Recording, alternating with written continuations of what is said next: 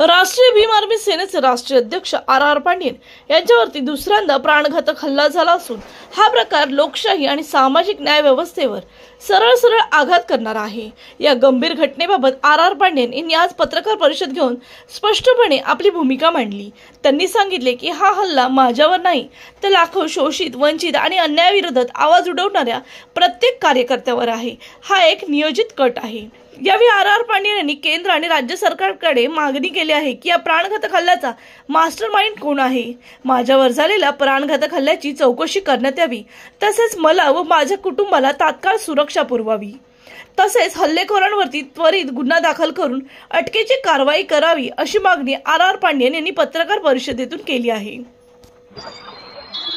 देखो, आज की मैं पत्रकार परिषद इसलिए बुलाया कि मैंने आपने देखा होगा कि जो पुलिस स्टेशन, जो चिरबुट पुलिस स्टेशन में हद्दी पे जो घटना घटी, मेरे पर जो प्राणघातक हमला हुआ, उसकी जो पूरी जो इंक्वायरी है एक छोटे ऑफिसर ने और प्लस जो मतलब ऐसे ऑफिसर ने की है कि पूछो नहीं, उन्होंने मतलब पूरा लिपापोती किया। उस दिन रात को जो घटना घटी, मुझे मार लगा, मेरे हाथ फ्रैक्चर हो गया, हड्डी टूट गई है, उसको सलिया लगाया हुआ। उसके बाद भी उस दिन वो एफआईआर लेने को तैयार नहीं थे, तो कुछ पत्रकार बंधुओं ने वहां पर फोन करके प्रेशर किया, तब जाके उन्होंने एफआईआर लिया। और एफआईआर मतलब रात को 11 बजे से लेकर सुबह 4:30 बजे तक हमको बिठा के रखा। एफआईआर लेने 4:30 बजे एफआईआर लेने के बाद फिर हमको, जब हम लोग चले गए तो पता नहीं वो दो जो जिसने बल्कि जो गाड़ी हमने सरेंडर कर, जो गाड़ी छोड़ के भागे तो गाड़ी हमने सरेंडर कराई, उसके तो 2-4 लोग आ गए और बोलते हमको मतलब हमको मारा, पांड्यन ने मारा और आपस का वाद था, इसके लिए हम लोग ने मतलब ये उन्होंने पूरा उसको दूसरा कलर दिया। एक्चुअली मेरा बोलना ये है कि ये जो घटना घटी ये पूरी तरह से मतलब षड्यंत्र, मतलब प्लानिंग करके जो एक जो अपना ये जो कदम संतोष रामचंद्र कदम है, एक पुलिस ऑफिसर है जिसने 2022 में इलीगल डिटेंशन किया था, उसका मुद्दा पूरा इंक्वायरी पेंडिंग है, प्लस हाईकोर्ट में पिटीशन पेंडिंग है। वो यहाँ पर इस लेवल इधर काम कर चुका है, इस पुलिस स्टेशन का अच्छा सेटिंग है।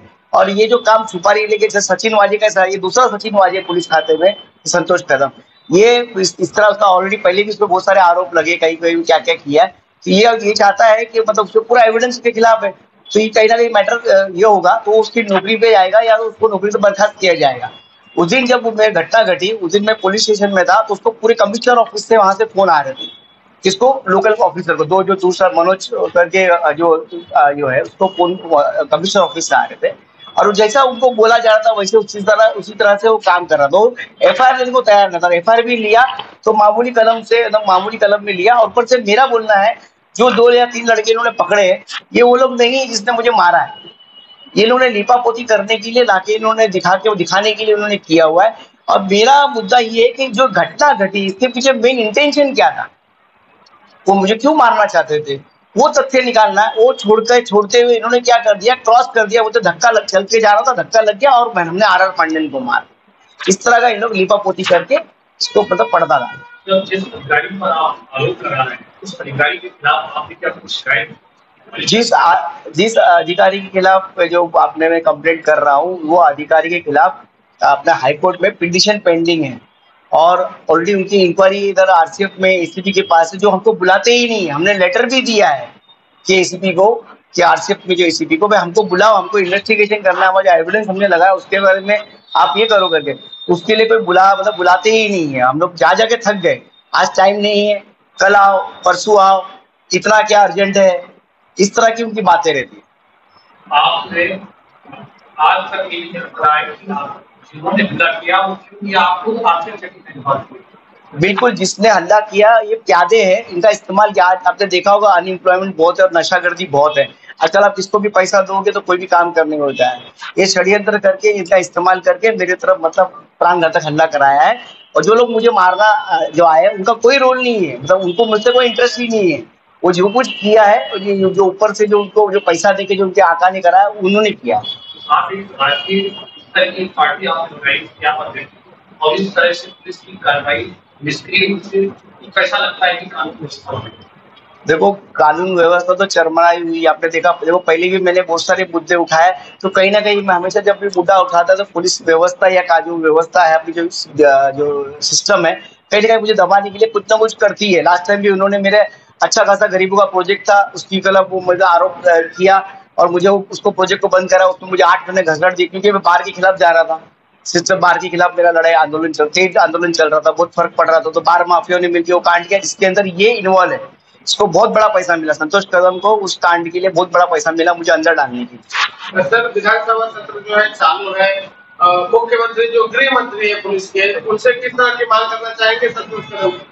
मैं अपने जो गृह मंत्री है उनसे ये रिक्वेस्ट करूंगा कि पहला इसको ना सिस्टम से तो सस्पेंड करके बरतरफ करके इसकी जो जांच है ना अच्छे डीसीपी लेवल के ऑफिसर के थ्रू इसका ये पूरे जो पहले का जो एफआईआर हुआ है, जो अभी जो एफआईआर हुआ है, ये सब की जांच इसको सिस्टमैटिक हाई लेवल से इंक्वायरी करके जो भी इसका तथ्य है वो सामने लाए। ऑफिसर का नाम बताइए। संतोष रामचंद्र कदम, अभी मुंबई पुलिस कमिश्नर ऑफिस में वो उधर है। संतोष कदम के आपसे क्या पर्सनल दुश्मनी कुछ नहीं है, वो एक मतलब के सिस्टम का एक प्यादा है।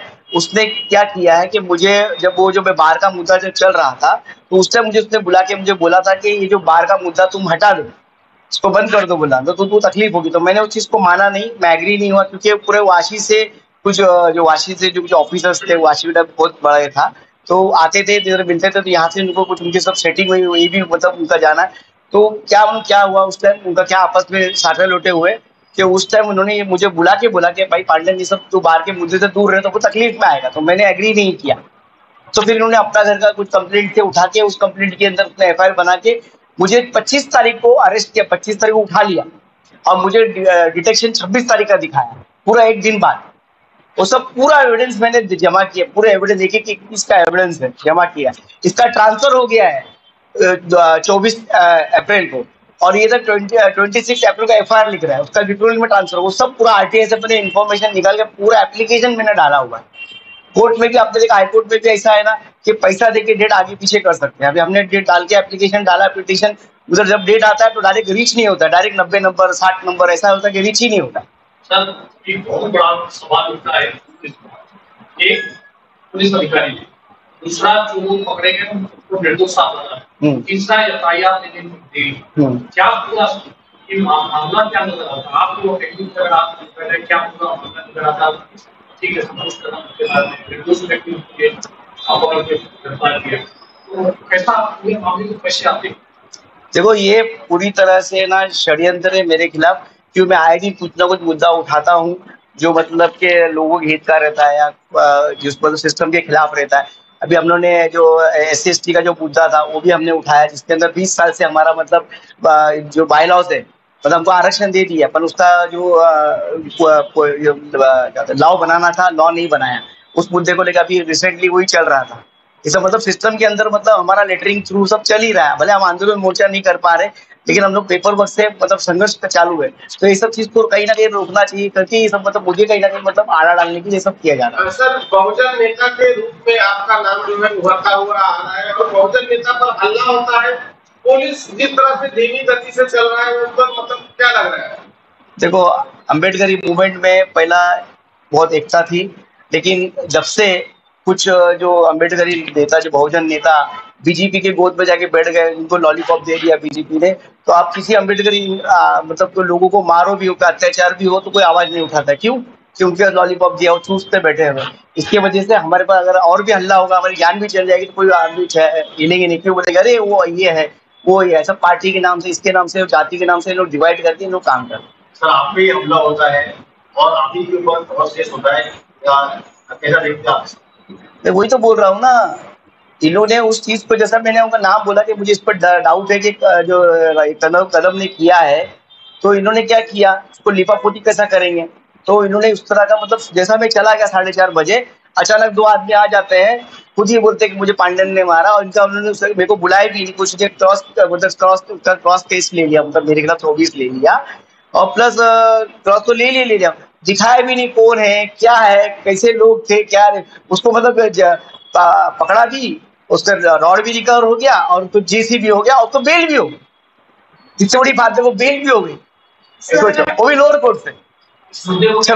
पार्टी के अध्यक्ष, राज्य अध्यक्ष के साथ ऐसा घटना घटता है, तो उस हिसाब से अगर जनता को देखा जाए तो किस तरह से जनता सेफ पुलिस के? देखो, जनता तो सेफ नहीं, आपने देखा है कि एडमिनिस्ट्रेशन अपना पूरा फेलियर है। ये पूरी मतलब एक सरकार जो बनी है, जितने लोग ने बनाया है, आपने देखा होगा टूटी फूटी जोड़ तोड़ के सरकार ये लोग बनाए। भले स्पष्ट बहुमत बीजेपी को मिला भी है, लेकिन आपने देखा होगा इसका मतलब पूरा मेन एजेंडा इनका क्या है, आपको तो मुझे समझ में नहीं आ रहा। लेकिन क्या क्या ये जो कानून व्यवस्था है ना, चरमराई हुई है।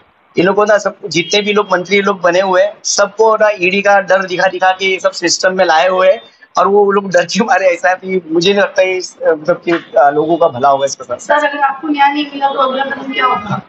Very good. देखो अभी मैं प्रेस कॉन्फ्रेंस के थ्रू अपनी जन जागृति कर रहा हूँ, और मैं अपने सभी भीम सैनिकों को अपील करूंगा कि इस मुद्दे को मतलब शेयर करें, जो मुद्दा चल रहा है उसको शेयर करें, और जो अभी जो सरकार है उसको जगाए। नहीं उसके बाद भी कुछ होता है या फिर इंक्वायरी नहीं बैठती है, तो हम लोग जो अम्बेडकर गार्डन है वहाँ पर मतलब 10 दिन का हमने टाइम दिया है, उसके बाद आपको इन्फॉर्म करेंगे। हम उधर भूख हड़ताल पे बैठने वाले हैं, और पूरे महाराष्ट्र से अपने जो भीम सैनिक आके उधर बैठे।